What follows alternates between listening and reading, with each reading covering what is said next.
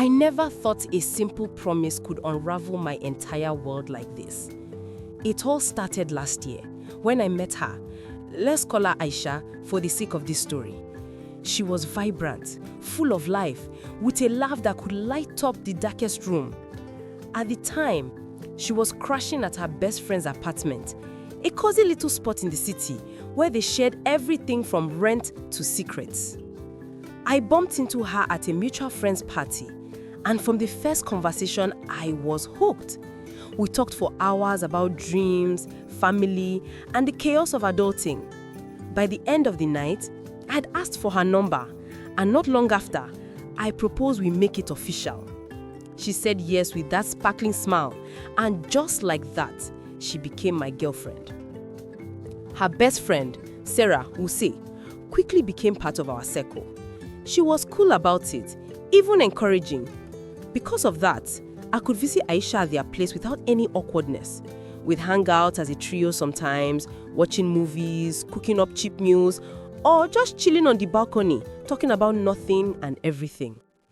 Things felt easy, no pressure at all. Aisha and I grew closer fast.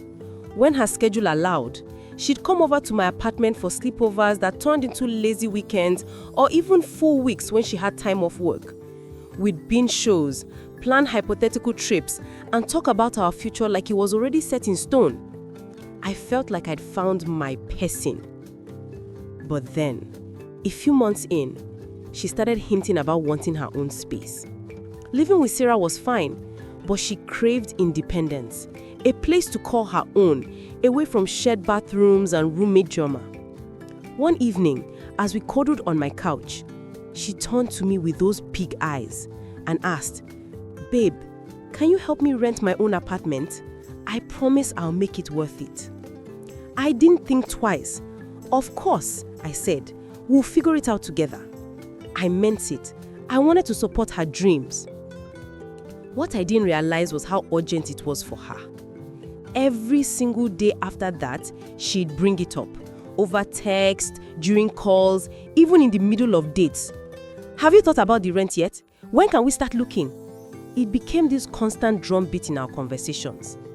I started digging into the details and realized she had zero savings to contribute. She worked a part-time gig at a cafe, but money was tight for her. I gently suggested, "At least raise some of the amount so I can top it up with what I have. We can do this as a team." But she brushed it off, saying she was counting on me. Around that time, I picked up tension between her and Sarah. Little arguments over chores, borrowed clothes that went missing. Nothing major, but enough to make Aisha desperate to bounce.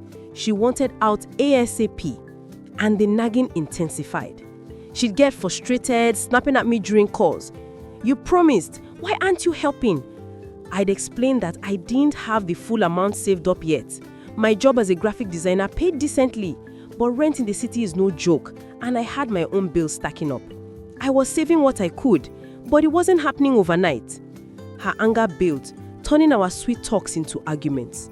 I felt guilty, like I was letting her down, but I also wondered why she couldn't hustle a bit more on her own end. Then, not long ago, maybe a month or so, Sarah pulled me aside during a quick coffee meetup. "Hey, did you know Aisha moved out?" she said casually, but with a concerned look. My heart dropped. Moved out? I've been talking to Aisha every day, morning texts, evening calls, the works, and she hadn't mentioned a word. "What do you mean?" I stammered. Sarah explained that Aisha had packed up quietly one weekend and vanished to her new place. I felt a mix of confusion and betrayal wash over me. I confronted Aisha that night over the phone. "Why didn't you tell me you rented a place?" Her response was ice cold. "Why should I tell you? Did you listen when I asked for help? You didn't care enough to make it happen." It stung like hell. I tried to apologize, explain again about the money, but she shut me down. A few weeks later, hoping to smoothen things over, I asked, "When can I come see your new spot? We can celebrate." She laughed bitterly. "Take you there as what? My landlord? You didn't rent it for me, so why would I invite you?" As I sit here writing this, I still have no clue where my girlfriend lives. It's surreal, Like she's a ghost in my life now. Sarah doesn't know the address either. Aisha kept it hush-hush. But Sarah dropped a bomb that shattered me. She overheard Aisha on the phone, mentioning some older guy who footed the bill for the rent. Apparently, this man laid down strict rules. No visitors, especially no guys. Sarah thinks he's some sugar daddy type, maybe from her work circles or an online connection. It all clicked. The sudden move, the secrecy, the attitude shift. I've asked Aisha point blank, is there an old man involved?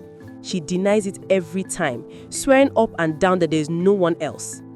I rented it from my own sweat, she insists. I worked extra shifts, saved up quietly, but since you didn't help, you are not welcome there. Her words cut deep, but her actions scream otherwise.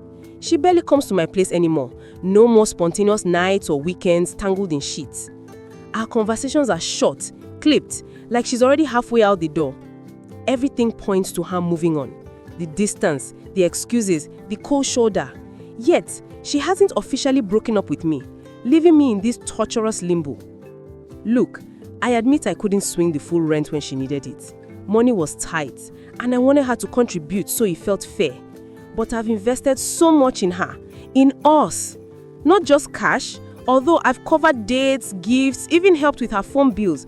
But time, emotions, my heart. I planned our future around her.